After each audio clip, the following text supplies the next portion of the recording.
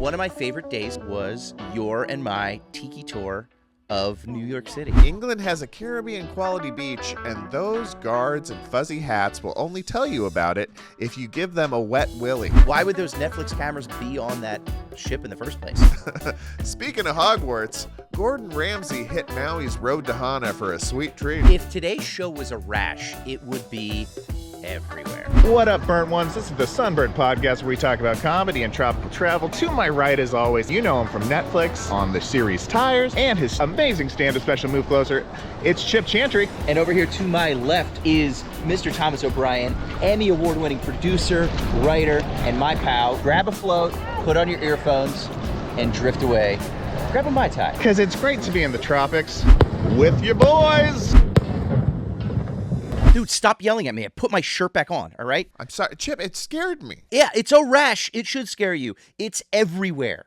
It's everywhere on my torso right now. It hurts, it burns, it itches, and I just need to take my shirt off every once in a while to air it out, to give it, that's what the doctor said. I'm sorry I reacted that way. It's just, I care about you so much, and to see that much pus and so many blisters covering. It was hurtful what you said, Thomas. It was hurtful, those jokes that you made about that. It's from your nips to your tip, and I got scared, and I said some things I shouldn't have, and I'm sorry. I don't know, man. But it's fine. I put the shirt back on. Let's do this. Oh, Chip, we actually started recording, Chip. Oh, hey. Hey, everybody.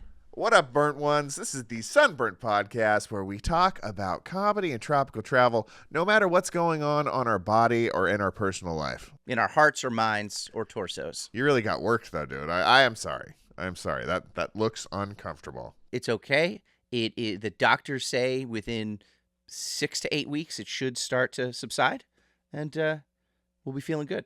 That's a couple of months there, bud. Yeah. Mm-hmm. The good news, and hopefully this will put you at ease, physically, mentally. We got a great show today, Chip. If today's show was a rash, it would be everywhere. From nips to tips. And that's the type of rash that I like. Yeah, let me tell you what the tip is. Okay. And then we'll work our way up to the nips. Up How about to the that? nips. We always go bottom up. We do. It's a Sunburnt must do. I think that's our next t-shirt. Let's go bottom up. Let's go bottom up. England has been hiding a Caribbean-level super beach. One catch, Chip, it sometimes disappears. Is this a Harry Potter situation? Or at least a bed knobs and broomsticks one. Speaking of Hogwarts, Gordon Ramsay hit Maui's road to Hana for a sweet treat. I mean, if anybody needs a sweet treat, it is that man. He really does. He seems a little prickly, but maybe he just has a nips to tips rash. You never know. You never know. The Princess of Wales made pasta with the heart of the ocean on her ring finger. That sounds big. It is. Lady Gaga's funeral procession passed by the exact Banana Republic I get my classic black teas at, Chip. But Lady Gaga's not dead. Yet. Or is she? We're keeping a little intrigue alive, Chip. It's a tease. Story at 11. Disney has acquired the streaming rights to Bonnaroo, Lollapalooza, and Austin City Limits. Very indie, Chip. Really going just deep cuts. Goofy and Mickey are gonna be jamming. Yeah, they're wearing a cool guy jean jacket, maybe some shades, because they love indie music. Mm-hmm. A man named Beachcomber got a job this summer, and it's bringing a whole lot of Tiki to the United States. Importing that Tiki. We love a Mai Tai here. We love a Mai Tai there. We love a Mai Tai everywhere. Pumped up about that. We got Buffett facts, fish of the week, and we opened the good book. And the Trouble in Paradise hotline is open. You can leave us a voicemail at 310-845-6038. You can tell us stories that you want to share with the podcast about a harrowing trip. A crazy vacation, a funny vacation, an embarrassing moment on a vacation. Let us know. We want to hear about it. We love vacations. We love these stories. And with that, man, it is time for an old-fashioned slather, Chip. We got to get ourselves in the right headspace. And I know you've been doing this at home. You told me you're getting close to triple digis out there in Philadelphia. Triple digis almost in Philadelphia. It was the high 90s yesterday. I'm in shorts for the first time. I bet the viewers are really enjoying that. Oh yeah, and it's going back up to the 90s today. So I'm slathering that on, and it's feeling good. I'm in the summer mode. It's summer mode here on the Sunburnt podcast, where we talk about comedy and tropical travel. If you think those two things should go together, Stay tuned. Front desk. Hi, this is Mr. Chantry in room 308. Could I order some room service? Sure, what can I get for you, Mr. Chantry? Give me fuel, give me fire, give me that which I desire. Mr. Chantry, please stop quoting the Metallica album Reload. La, da, da, da, da, da. So how much fuel and fire do you want? Chip! Thomas, summertime is here. Summertime is here. Episode 62 of the Sunburnt podcast. Summertime is here, and we're rocking and rolling already, buddy. Memorial Day plans. What are you doing, man? It's coming up. It's going to be a little rainy and cold in Philadelphia, even though it's sunny shame. and 90 degrees right now. I'm doing some shows, though. I'm going to the Punchline in Philadelphia, doing 4 shows this Hell weekend. yeah, dude.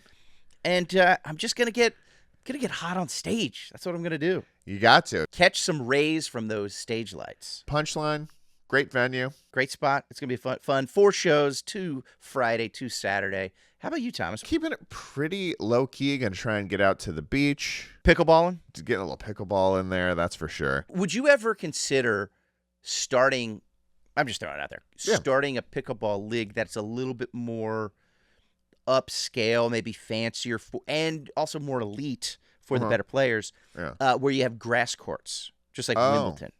Pickleball grass courts. Yeah. Or even clay courts, like the French Open. I'd do anything that's more expensive. I think that's the direction. I think that's it, yeah. Because we go bottom up here on the podcast. Yeah, we're going to go bottom up with pickleball then, too. Start at the bottom. Yep. Now we're here. So, yacht pickleball, that also seems interesting to me. Jeff Bezos wants to get on board. We can kind of go to space and play a little pickleball. Mm-hmm. It'd be a slower game, but that's okay. Yeah. I mean, with my reflexes, I think I could use it. The yacht pickleball would be rough. You would go through a lot of pickleballs. Yeah. Those balls would be going overboard like a lady in a Netflix documentary. Man, if there is a lady and she is in a Netflix documentary, there is a 95% chance that she is going overboard on a cruise ship. Yeah, women, this is a PSA. If you find yourself on a boat and notice a Netflix camera anywhere, it is time to lock it down. Batten down those hatches. Also, don't talk to any men, for the love of God. Why would those Netflix cameras be on that ship in the first place? Exactly. That's my first clue as a detective right there. Stay safe out there, boat ladies. Maybe he has a new religion that he started and that you should join. I'm not saying don't do that. Yeah, always be open to the spiritual. That's another tenet we've always subscribed to. Absolutely. Well, let's get into it. It's time for the Algo. For the Algo. A segment where we tell you news stories from around the world, but more importantly than entertaining you and giving you knowledge, we're trying to please the robot overlords who control what you see. They're watching and listening right now, and we are behaving appropriately. We're very good boys. We're very good ones and zeros. And we're going to get into it, buddy. Beep, beep, boop, boop. All right, getting into it. England has a Caribbean quality beach, and those guards and fuzzy hats will only tell you about it if you give them a wet willy. They seem to like that, though. They seem to like the wet willy, those bobbies. Here's the thing, though. They'll only tell you about the beach if you give them the British wet willy, in British slang. Which is what? I mean, their willy's wet by the end, I'll tell you that. Yeah, that is true. Yeah. So we're just going to tell you about the beach because we don't want you to have to go through that.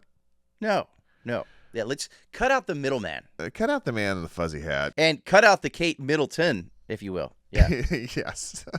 Condé Nast travelers reporting that Pedden von Der Beach in Cornwall has turquoise water and white sand so fine it's regularly compared to the beaches in Indonesia and the Caribbean. It's like somebody just moved it up. Like they just picked up the beach, dropped it in England, where, no offense, doesn't belong. Well, here's my question, Chip. You've been to the Caribbean. Yes. Do you think there's any chance that England really has a beach that rivals those in any serious capacity? Yes and no. I feel like I saw some photos. I looked at the article too. Mm-hmm. It's a beautiful beach, but it's England. It's got to be cold and rainy 10 months out of the year, probably. Yeah. So you can go down the Caribbean right now whenever you want. It's warm. It's beautiful. It's fun. Yeah. I feel like this is just it's kind of like the opposite of when you get a sled for Christmas. Yes. and then it just doesn't snow that year. It's like, well, I guess I got a sled in the garage.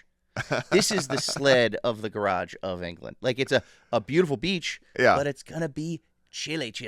I think that's completely accurate.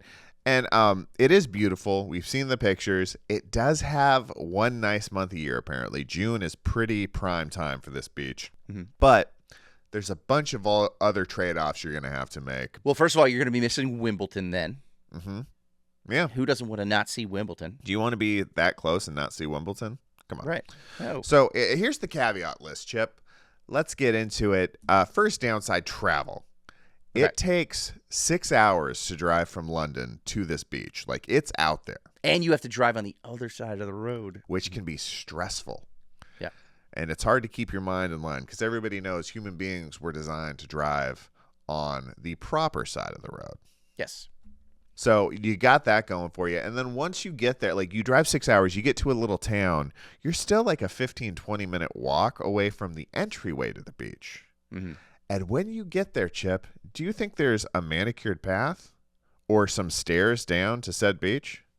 I'm assuming not. There is basically kind of like a cliffish, hillish area that is often wet because it rains there all the time. So it's slippery rocks. And it's advised that you bring a backpack and keep your hands free because you're going to need your hands to get up and down the access area to the beach. So I mean, like, part of me likes that because then it's not just the rubberneckers, the looky-loos who are going down there. Anybody and their mother's just going down there, taking their big, wagon with all their stuff and their tents and their this and that and whatever. It's the true believers that are down there. Also, maybe truly bleeding. Like, it's a little dangerous. That is true. The true bleeders. A misstep. The beach is also tidal, Chip. Do you know what a tidal beach is? Tell me about it. A tidal beach is a beach that sometimes disappears depending on the tides. Right. So, like, even like the pictures we saw, when this thing is supposed to be at its absolute best, you're just like, it's already pretty narrow. It looks like the water, like the beach is very flat and the water like is starting for a long ways out. Right. And it completely disappears. So you can drive 6 hours. And if you're not a nautical master who read the tide charts wrong, you'll get there and I'll be like, oh, this is just like a water bashing into some rocks. Yeah, that's all you got. And then you just got to turn around 6 hours back. And by that time, it's going to be low tide. Yeah, but by the time you're ready to have a good time on the beach, it's low tide. Here's another thing, Chip. This is a big caveat for me. There's no shops there. So, like, if you want to get food, you want to get some water, you forgot some sunscreen. You want to play skee ball. You want to, there's nothing there. And along with that, even more importantly, there's no bathrooms, Chip. So, like, if something hits you and you got to go, you got to figure it out yourself. You got to climb up so you got to climb up some cliffs at the least. If you want to be sweet about it. But I will say, if you're a cat, that beach is nothing but a bathroom. That beach is nothing but. I have to say, crystal clear waters, a cliff to escape. Yeah, it sounds like a threat more than a benefit. Can you because if you do need to do something cloaked, at least normally you can cloak it in seawater. This is just a showcase, Chip. Yeah, everybody's looking. This is literally a fishbowl, is what this is. Everybody's looking at you. Side note, Chip. Pendon Bounder has been named worst beach in the world by Irritable Bowel Syndrome Digest.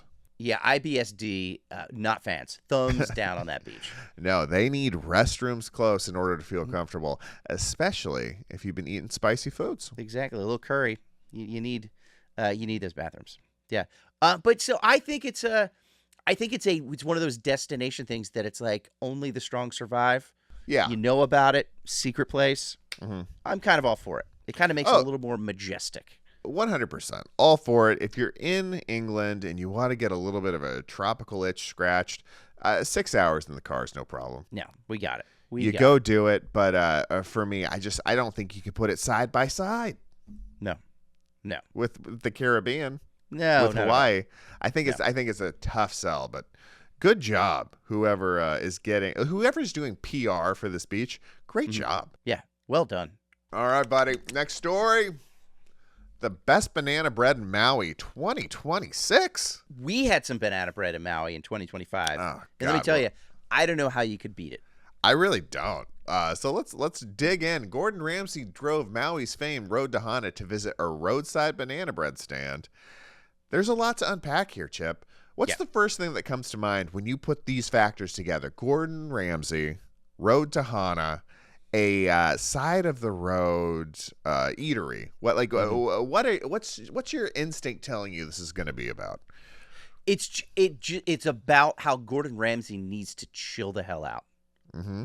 He's in Hawaii. Yep. I hope he's wearing a nice bright flowered shirt. Yeah. You know it's tight. He likes to show off that just physique. Screaming at some poor lady at a roadside banana bread stand. We don't need any of that. Hawaii is a place for love, peace, just relaxation. And hopefully Gordon Ramsay is in vacation mode there. And he's just like, sure, there's a little too much sugar in it. It's fine, dear. Yeah. By all accounts, that's what happened. Okay, good. Maybe he's been kissed by the sun. He's relaxed. Maybe some of the gel is falling out of that coiffed mane. And he's just, on the road to Hana, zigging and zagging, ready to have a laid-back treat on the side of the road. Right. Hawaii Magazine is reporting that in 2026, reader rank lists of the best banana bread on Maui. Aunt Sandy's roadside stand took the cake. I love an Aunt Sandy, but I will say I don't know if I want the word Sandy in my beachside banana bread advertisement. I think that's true. But this is according to the readers, Chip. So they actually went out there, they experienced it, and were able to move past that pretty easily. Gordon Ramsay went on a pilgrimage to Sandy's, and dude apparently just loved this banana bread. And apparently stacked up. And this is serious. I guess banana bread and baked goods in general are taken very seriously in Maui. Well, of course. And I mean, it's the bananas alone. When we had that banana bread at that farm. Yeah, Kahuku Farms in the North Shore. With the ice cream. It was, and that was after a full bowl of not only a poke bowl, but then we started out the day with that with the shave ice.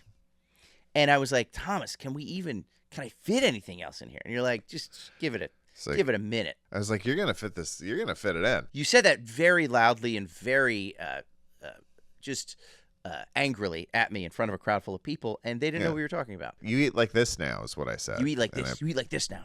And I pointed at the bowl. The H is O. So not in this contest. Kahuku Farms banana bread wasn't up for this award. This is just Maui specific. Just Maui. Okay, good. Another Hawaiian Magazine readers ranked list. Love it. I'm going next time. We're going to go to Maui. We're going to get that banana bread. They're out there shaking and baking that good banana bread.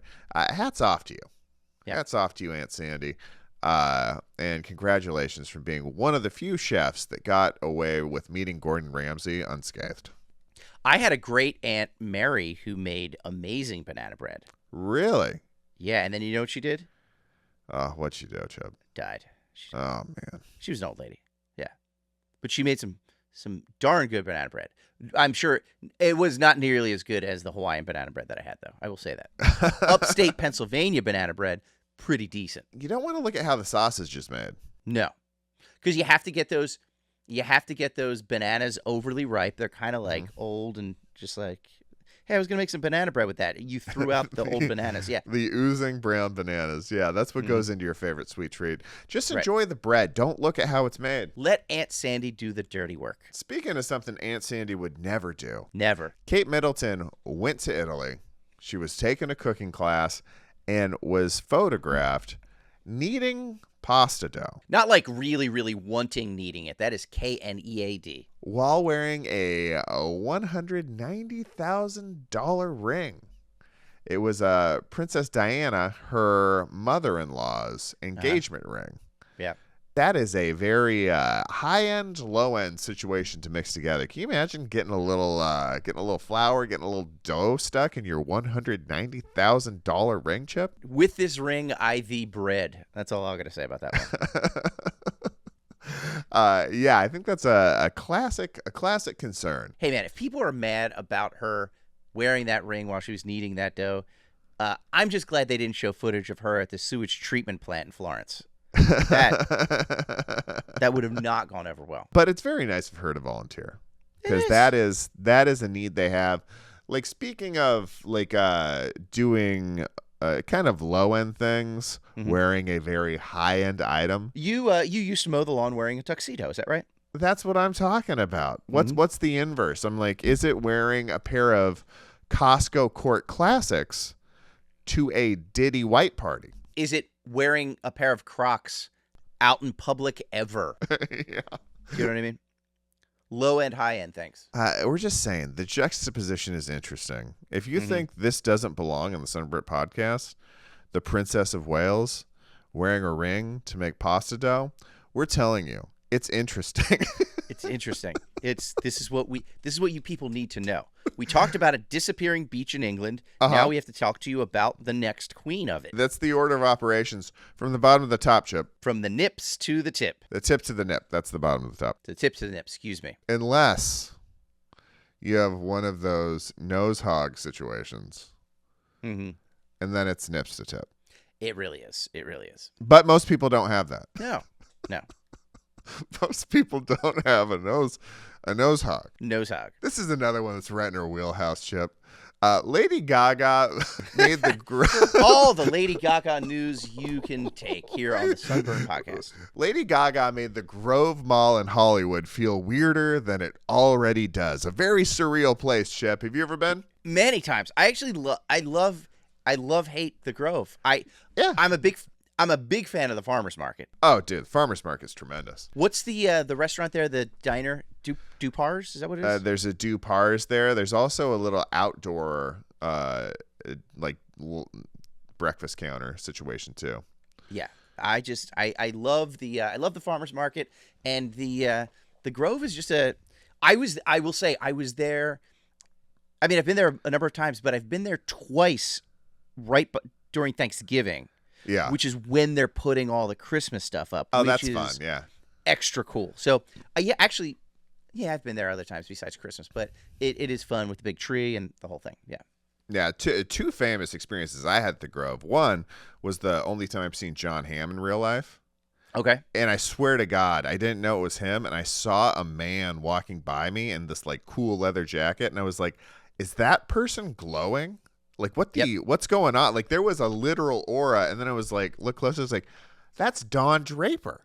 Holy cow, dude, that guy's got a quality, I'll tell you what. I hung out with him one night at Largo for right, Doug Loves right. Movies. You were doing Largo, the Doug Benson thing, right? Yeah, Doug Loves Movies, and he was there. First of all, just the most down-to-earth, nicest, most fun guy. But just you're like, oh, he is this, like, I guess casting directors, they just see hundreds of people every day casting things, but it's like, how is he not plucked from obscurity immediately? Because he spent a number of years in, toiling, just like a lot of actors do. But man, And I remember at the end of the night, I shook his hand. I was like, oh, thanks. And then he went to walk away, and I patted him on the back. I was like, hey, man, it was great to meet you. And just granite. I wouldn't be surprised at that. Yeah, he has it all going on. He really does. The other notable story I have from the Grove was that's where I saw Jared Fogle losing his mind on a cell phone call, screaming at somebody angrily on the other end. And it was like 2 days before the news broke about his indiscretions. Oh, what happened with Jared from Subway? He gained the weight back. I haven't checked out the news recently. Yeah, he gained the weight back, and he is now living in shame as somebody who couldn't keep his mouth off those footlongs. What? What an amazing pairing of guests to see at the Grove. John Hamm, maybe one of the most attractive and nicest, most beloved guys in the world. Yeah. And then Jared Fogle, a little further down that list. And also John Hamm, famous for being, professionally good looking, of course, but a very talented actor. Yes. Jared Fogle, famous for losing a bunch of weight while eating sandwiches. Yes. And then also not being the nicest person. I'll take your word for it. Again, I haven't seen the news. Back to what we're talking about. So here's my Mount Rushmore of the Grove, okay? Okay. And there's only 3. More of a Mount Rush less. Yes, we're rushing a little less on this one. My top 3, John Hamm, Yep. Jared Fogle, Uh-huh. Lady Gaga. Lady Gaga. So Lady Gaga recorded this concert at the Wiltern. Mm-hmm. And it was one of those situations where you could not bring cell phones in. Like, they locked it up. I like it. The only pieces of this concert are owned by her and her team, and they're releasing it as a special. And to like celebrate releasing that special, they did this way over the top funeral for, Okay. I presume, Lady Gaga, a big procession through this very nice fake Italian mall. It is a very nice fake Italian mall. Yes, it is. They really want you to feel like you're in fake Italy. Because I think the Lady Gaga, the live album, it's called like Requiem something, right? Which is like a funeral song. Yeah. Mayhem Requiem. Whacked out Requiem. It's a whacked out sports hashtag finally a Requiem. Requiem for a team. So this is like, it's an Apple Music thing. They're going up against Spotify. Of course. They're trying to find their little way into it. Spotify's kind of dominating on the podcast and the video podcast world. So Apple Music is coming in. They're like really trying to go for these live exclusive performances that they capture and put up on there. I still listen to that live Goose album from Madison Square Garden from last summer all the time I know, dude. on Apple Music. They keep it rolling out. But she had an 8-piece brass band playing New Orleans-style jazz versions of her songs from the album. Yeah. And she had hundreds of her, she calls them little monsters, her Little fans. monsters. They're her burnt ones. They really are. And they were all wearing very elaborate bird masks, leather vests, and top hats, Chip. Talk about, dressing it up. Yeah. Kate Middleton's not the only one that was a little overdressed for the occasion. Exactly. The only thing they didn't do is make a quick lunch from scratch. No, they did not. They're little monsters. They can't do everything, Thomas. Yeah. I will say, big day in Los Angeles for that. Lady Gaga at the Grove, unveiling the new album, the live album. Another big event that same day, if you want to talk about pop stars. Yeah. Iggy Azalea was at the Target on La Cienega applying for a job. It's moving and shaking in Hollywood, Chip. Lots of stuff happening. Disney just decided Skrillex and Mickey Mouse should be on the same app. Get them together. Like we've wanted. It's like bringing together John Hamm and Jared from Subway. The yin and the yang. That buddy movie that we've all been waiting for. What would that movie be? 1 Foot from Justice? Bad Men. Bad Men. I like that. Yeah. Oh, maybe they're the new mix we need for the Twins remake. There it is. Okay, yeah. So the DeVito Schwarzenegger thing. Yeah. That could be good. Top Gun 2, be a maverick, don't goose anybody. Top Gun 3, 500 feet away from an elementary school at all times. So Disney just wrapped up a bunch of music festivals. It's Bonnaroo, Lollapalooza, and Austin City Limits exclusively streaming on the Disney Plus app.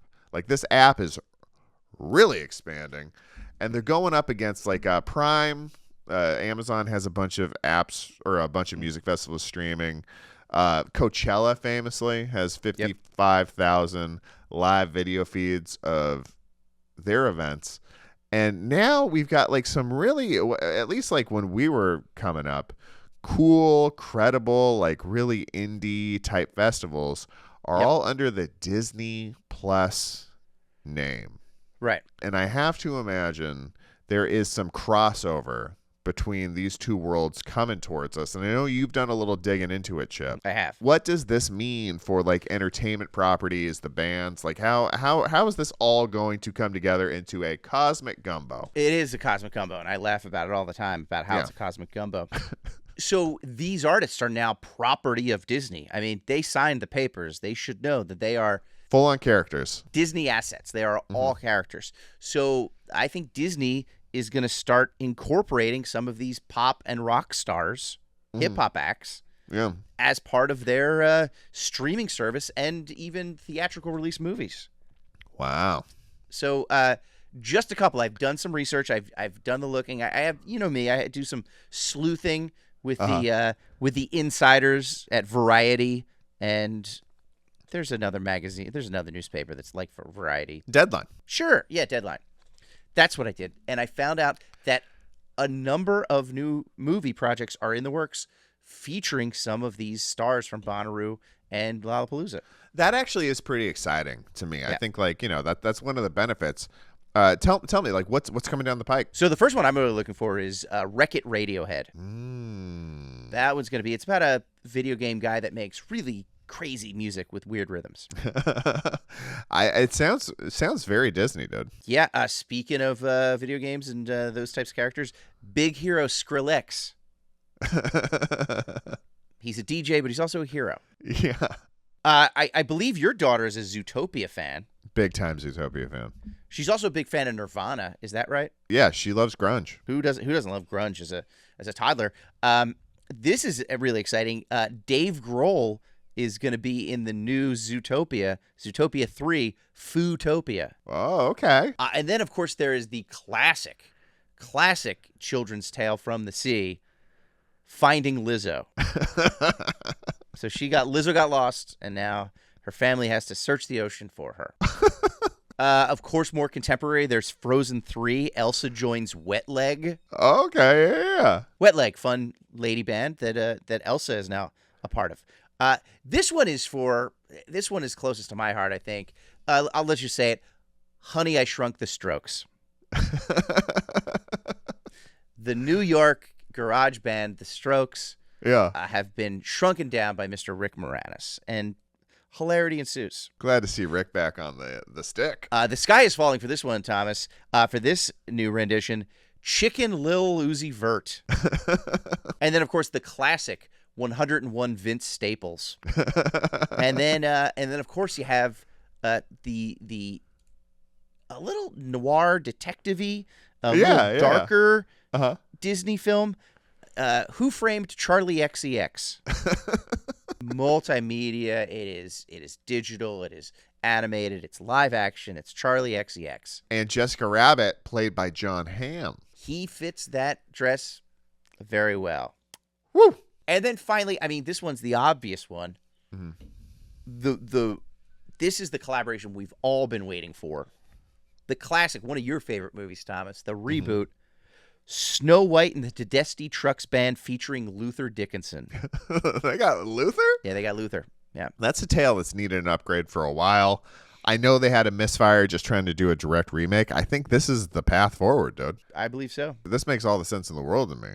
Well, congratulations, Disney Plus and all the artists involved. I mean, this is well done. Taking entertainment to a new level, and I'm really excited about it. A level that we're all excited about. A level of excitement we can get excited about. Yeah. All right. Hold on just a second. Okay, good. This is a summer treat, dude. 13 Omni hotels are bringing back Tiki Social this year, where they turn the lobby bars into Tiki-themed summer pop-ups. What's not fun about that? Dude, it's great. You get a little more Tiki in your life. I'm not sure why they don't keep it all year round because it's a lot of fun. Why not? Yeah. They open, it's second year running on Memorial Day through Labor Day. So they bookend it. So you can start this weekend, head to a participating Omni hotel, and they've got like a really high-end Tiki bar selection going on. I love it. I'm totally into that. Thomas, I got to say, not to take anything away from our trip to Hawaii last year, which was amazing, life-affirming, if you will. Yeah. But one of my favorite days from 2025 was your and my Tiki tour of New York City. Finding those Tiki bars. What did we find? 3 of them? 4 of them? And yeah. They all had their own flavor, their own flair. And they were all incredible. Yeah. Why aren't we embracing this more?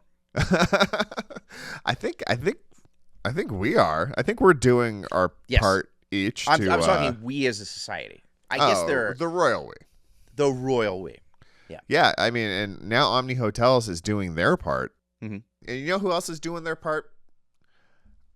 Beach Bum Berry, dude. This guy owns his own tiki bar in New Orleans, but he's put together the drink menu, and he's showing up to these properties to kind of walk people through some of the history of tiki bars, some of the finer points of making these cocktails, and it's very, very user friendly. Like, you'll leave with a recipe for Mai Tais, that kind of stuff that you can make at home with the 50 ingredients you need to make like a real high quality Mai Tai. Sure. But it also comes with a side of history, and I'm just going to give you a couple of quick hits. Lay it on me. Tiki bar history, dude.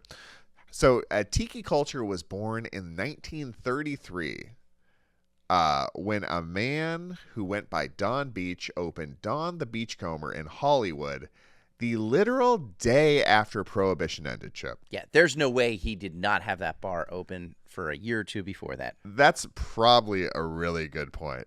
Right. Trader Vic's followed. It's another one. They're actually opening up a new Trader Vic's. Like, it shut down for a while. I think the pandemic was no good, but that's coming back too in Los Angeles.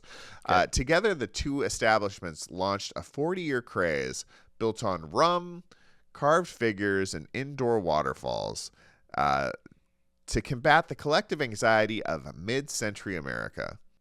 The quote that goes along with this is, the worse things got for America, the more people needed a tiki vacation. I think that's true. I mean, you got the Great Depression going on. Who doesn't need a little palm tree every now and again? Yeah, dude, it was a mental vacation. It's a lot of the same reasons we do this podcast. Exactly. Yeah, we are in the same tradition. Maybe a little slightly healthier. Hopefully, because we're not pounding the sugars and the alcohols here, but we are spending time in that good place, in that space, slapping on the lather, and we're giving ourselves things to look forward to. Yep, we're putting a slather on, and we're spending a little time in the tropics in our mind. I think it's all very healthy. It's all very exciting for us. That's why we do this. But born out of a lot of the same feelings here. He's just the brick and mortar version of it, is all it is. So these things went strong until about the mid 70s, when like the kids didn't want to do what their parents did anymore. Yeah, it was like they were kind of getting into pot. They were hanging out. They were disco dancing. They were foxy boxing. And they saw their parents going to these tiki bars. They just decided, no, not for me. Went through a 20-year period where it was kind of lame. Yep. It just like culturally wasn't happening. And then in the 1990s, the craft cocktail revolution popped up. And people started appreciating complex drinks again, and the tiki bars found their luster once more, which brings us to where we are,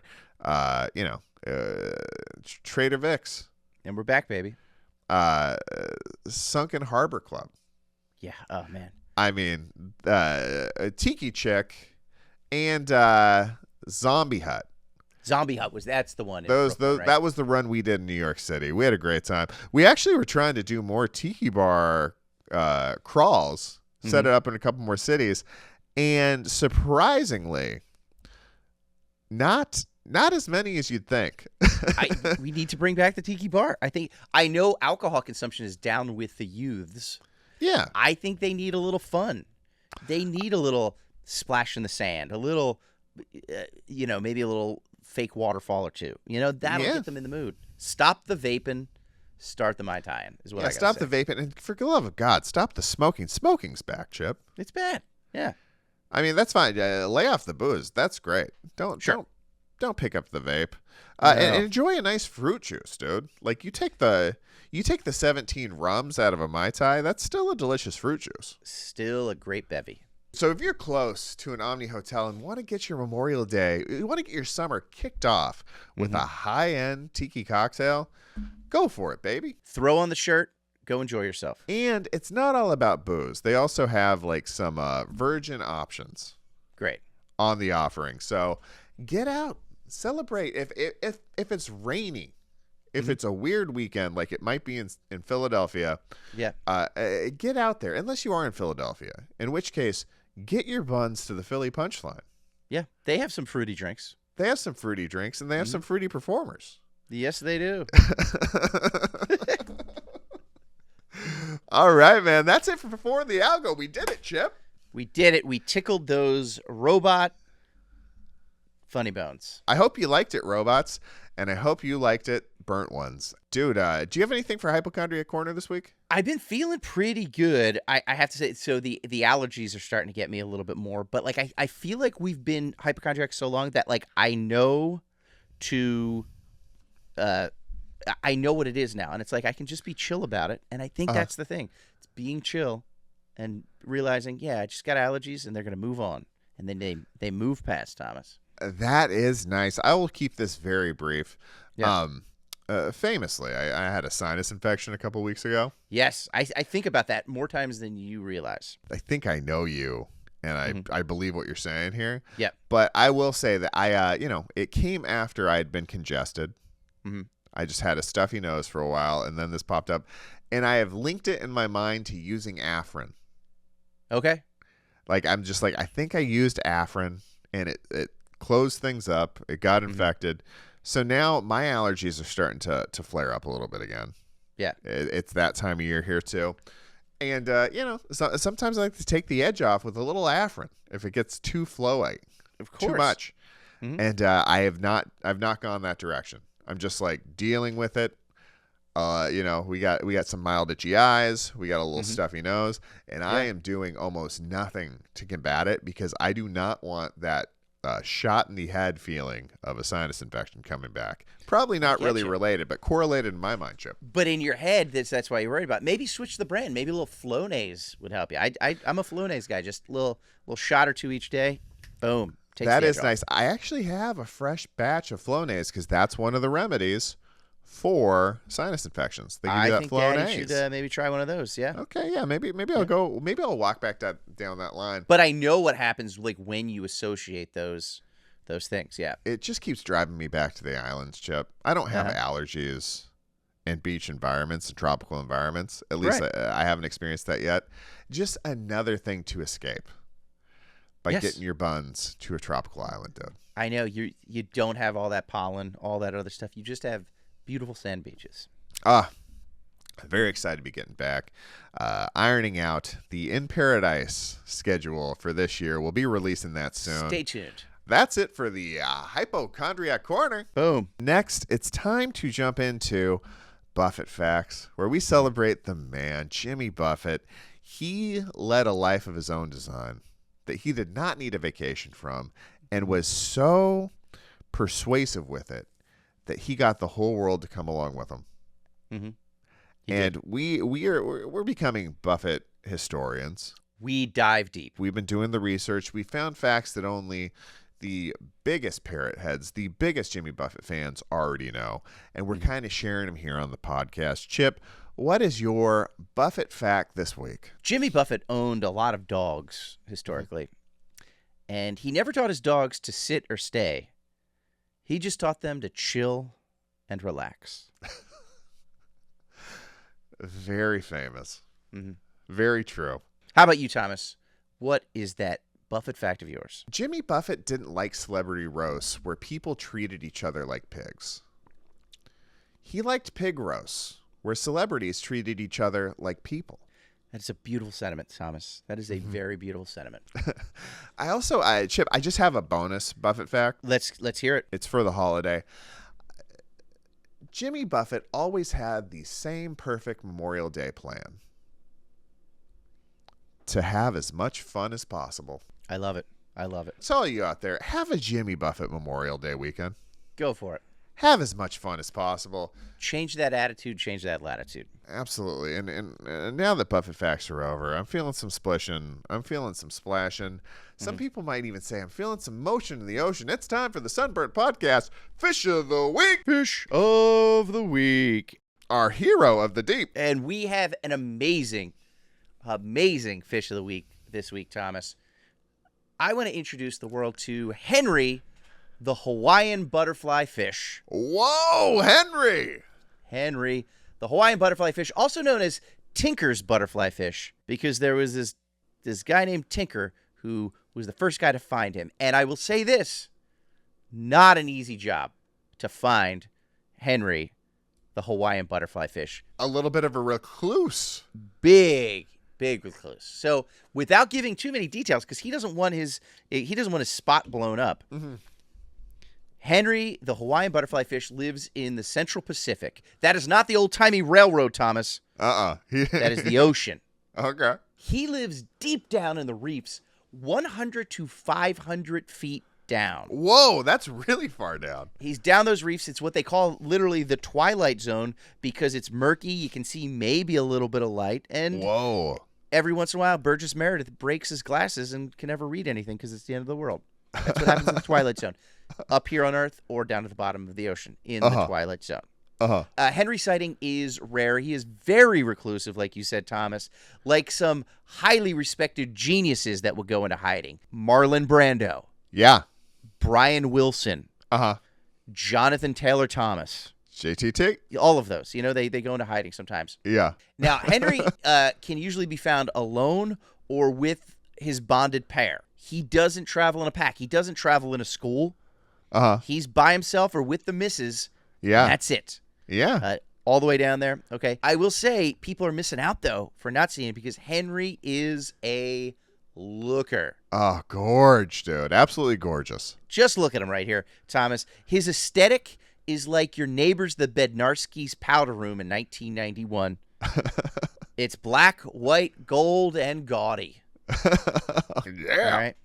Plus, just like the Bednarski's powder room, he's always wet and smells kind of weird.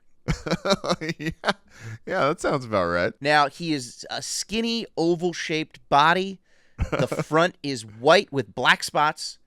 The back is black with some yellow stripes. He's also got a yellow stripe along his eye in the front. It's like, Thomas, just picture a black and white cookie that somebody spilled a little bit of mustard on. That's Henry right there. That's a deli hazard, dude. That is a deli hazard. You got to separate them in the bag, Thomas. You got to separate them in the bag. His caudal fin, which is his tail fin, the caudal fin, is yellow as well, okay? And like I said, he's got that yellow-orangish stripe across his eye, just like Michelangelo from the Teenage Mutant Ninja Turtles. Woo. And just like Michelangelo was trying to hide from the authorities, I guess. I don't know. Henry is trying to hide from those predators. That's why he has that yellow stripe to obscure that eye. He's also got some yellow markings in the back, like I said, that might look like an eye, so you don't know if he is coming or going. That's a little mystery there. You can't tell the front from the back. Henry is kind of like the biological marking versions of when Bugs Bunny would say, "He went that-a-way." Henry, confusing, man. Thomas, ask me how Henry eats. How does Henry eat? Like a guy in his early 20s, whatever and whenever he wants. He just grazes. It doesn't matter what. He just sucks up whatever's in front of him. He'll just eat all day long. Oh, and he still looks gorgeous. Oh, man. What a looker. I mean, that physique, eating whatever you want. Come on, Henry. Genetically gifted. John Hamish. John Hamish, if you will. Now, Henry, the Hawaiian butterfly fish, does have a Hawaiian name or Hawaiian term designated to him, which is kikakapo. Ooh, okay. Which is Hawaiian for strongly forbidden. Oh, okay. Or a more direct translation from Hawaiian is, you can't touch this. Catching or eating Henry is strictly forbidden. Yeah. He's off the list. You don't mess with him. He's keeping the reef and the ecosystem good. They don't want you touching him. So, which really means Henry is basically a made man. Yeah. So, honestly, we probably shouldn't be talking about him publicly. Let's delete this fish of the week, Thomas. But that is Henry, the Hawaiian butterfly fish. And even though he's deep down there, I hope we get to see more of Henry. And for that matter, more of Jonathan Taylor Thomas. JTT and Henry. Maybe there's something there. Maybe there's a collab. Little crossover right there. Jonathan Taylor Thomas, come to Hawaii with us this fall. And Thomas, that is Henry, the Hawaiian butterfly fish. Oh, Henry. What a star, dude. There's like something a little David Bowie about Henry, you know? Mm-hmm.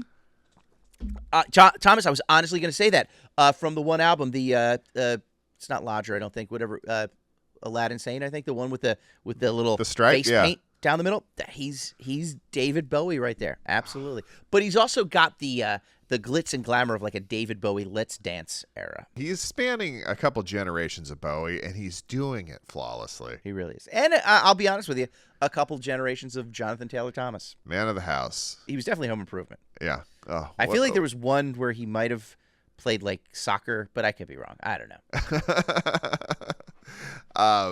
Well, that's it for Fish of the Week. Fish of the Week. Our hero of the deep. We're moving on to the good book. Let's open those up. That Guinness Book of World Records, the highest, the strongest, the fastest, the longest. Thomas, what is your Guinness World Record this week? Chip, I'm bringing you an outstanding feat of engineering and human perseverance.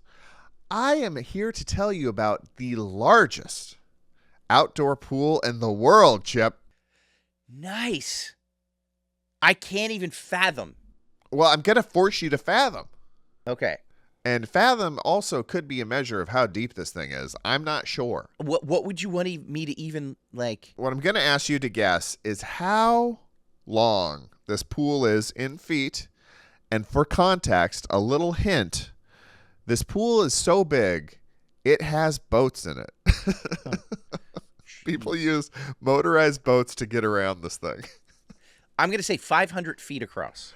500 feet across. It's cute. Oh, okay. The San Alfonso del Mar pool in Algo, Chile, stretches 3,323 feet end to end. That is the length of Chile. Have you ever seen it? Just... It's a long skinny. Wait, say that again. 3,000? 3,323 feet. That is over half a mile of swimming pool. Jeez. That is longer than 10 football fields laid end to end. My That God. is so long that by the time you swim to the other side, your shorts are sun-bleached and tattered. I mean, yeah.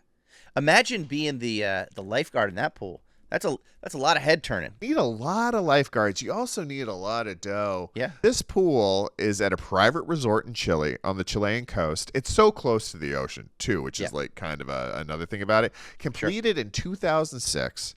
Okay. And it's the centerpiece that holds roughly 66 million gallons of seawater that is pumped in directly from the Pacific Ocean. Wow.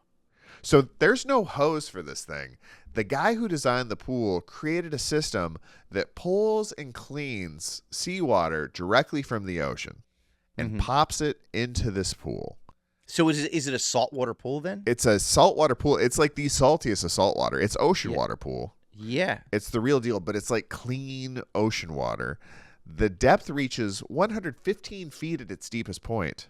What? Deeper than the Statue of Liberty is tall. All right. Okay.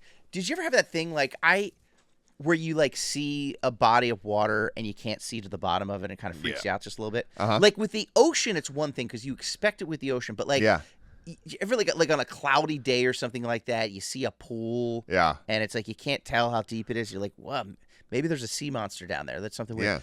Being in a pool that's 150 feet deep that's to me that's more frightening than being in the open ocean. Well, yeah, because you got to think like it takes so much money to make a pool this size. Yeah. And it's like such a bizarre endeavor that same person who made this pool could also have flown Nessie in. Nessie might be summering in Chile. Why not? Yeah. This pool isn't just deep, Chip. It is expensive. It costs an estimated $4 million a year just to maintain, and that is like before a single guest ever touches the water. Like just to have it there, have it filled with water, the way it's like designed, $4 million a year just to maintain. That's not your average above ground pool right there, Thomas. The guy who designed it like made this filtration system that pulls this massive amount, all these so many gallons of water into this thing, and then treats them because he was kind of bummed about the state of the ocean. He wanted clean ocean water. He created essentially a Nerf Pacific Ocean. He basically did. Yes. Yep. For that, we say huzzah. Huzzah. The largest outdoor pool in the world. Good book certified. Well done. Well done, Sheila. All right, Chip, what do you got, buddy? What do you got for a world record this week? All right, well, I'm throwing you a little curveball here, Thomas. I started one way, I zagged, and then I zigged. Okay. I originally was going to do the world record for the most countries visited in a 24-hour period. Yeah, that's what we talked about. Travel, right? That's pretty cool. Yeah. And then I started reading it. It's just a couple of rich guys on a private jet, basically. And I was like, come on. I want something a little bit more of the people. Of the people. A little more salt to the earth. I did a little bit deeper digging. And I found the most countries traveled to in one day on foot. Okay. I have to imagine this is substantially less countries. Way less countries. So I believe the guys in the jet, and they used cars and jets or whatever, I think they saw like 30 countries in a day. Yeah, it's boring.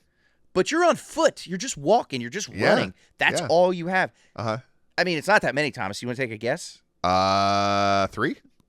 3? 3 would be nice. Yeah. All right. On October 16th, 2021. I feel like you were just lounging at your honeymoon at that point, Thomas. Oh, yeah, that's true. While you were just lazing around on your honeymoon. Yeah. Okay.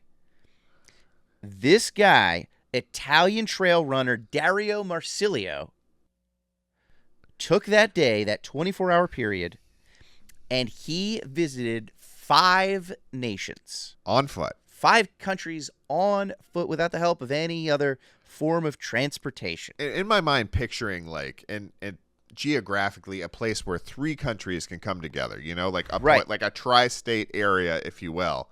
Yes. And I can see you nailing all those 3, but it's like, where do the other 2 come from?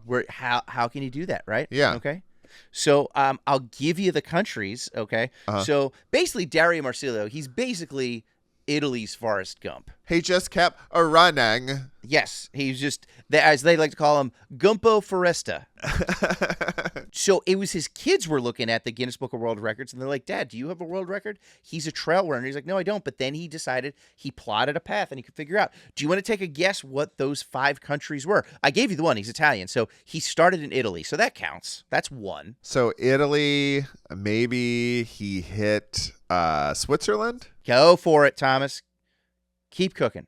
What else is right there? I don't know. What else is right there, dude? So it's that little piece right there. He saw Italy, of course. That's where he started. Then Switzerland. Yeah. Then Liechtenstein. Okay. Okay. Then Austria. Yep. Then he finished up in Germany. Okay. All in 23 hours, 35 minutes. He went about 90 miles total on foot. 90 miles. And he was able to clip all of those countries. Italy, Switzerland, Liechtenstein, Austria, and Germany. And those come together like it's the Alps.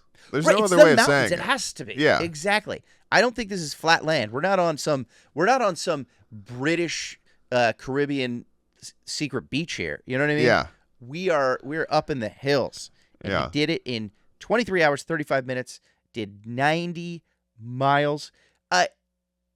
By the way, I think, Thomas, that reminds me of that time where you tried to roller skate to 5 different neighborhoods in Los Angeles that day in 24 hours. You were run off the 10 by a Cybertruck, and you were, I believe, beaten mercilessly in Crenshaw. Is that right? Yeah. I went through a number of just really dangerous areas, it turns out. Right. And neighborhoods that they don't care for roller skaters. I know. They're more. I think they're more inline neighborhoods that I was going through. And I just had no idea. Yeah. You have to do the research, just like Dario did. Yeah. Now, okay, I will say this. I guess Liechtenstein counts. It's a tiny little country. I feel like that's kind of like bragging. You're like, hey, I beat up 5 guys by myself, and you're like, you beat up 4 guys and a toddler. yeah. But we're still going to give it to him. It is a sovereign nation. Liechtenstein is its own thing, so it still counts. And 5, it's still impressive. I mean, I did the count. I think I've been to 5 other countries in my life. Wow. Okay. He did it in a day. Yep. Okay, so pretty impressive. His biggest problem, Thomas, you know what it was? I don't. His passport kept falling out of those little shorts. That is tough. Yeah, that is tough. Yeah. And do you? I'll give you an update. Do you know where Dario is now? Yeah. I mean, did he make pasta with Kate Middleton? He did not, to my knowledge. Oh, okay. I actually don't know where he is. He's probably in like Latvia or something by now. I have no idea. Oh, yeah. He just kept running. I'm assuming he just kept running. Yeah. And it's, I will say this about Dario Marsilio. It's great, but I've worked with a couple of people who have run marathons. Yeah. Dario must have been unbearable that next Monday at work at the office.